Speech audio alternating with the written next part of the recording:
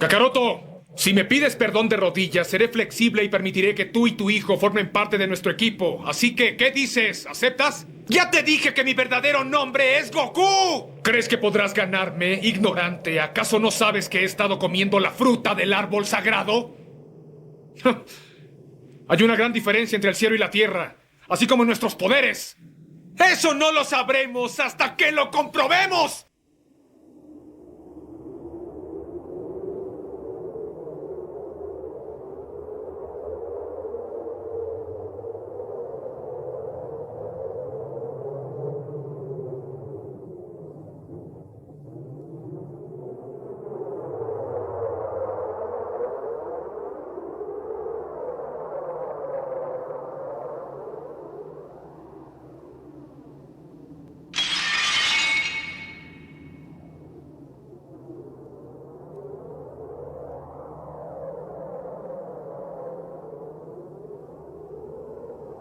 Creo que fue muy bueno que me haya golpeado la cabeza cuando era un bebé.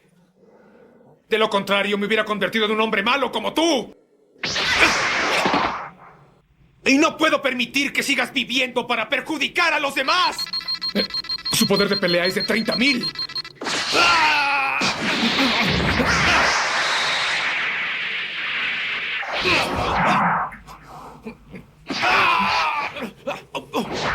Su poder se está incrementando. No puedo creerlo.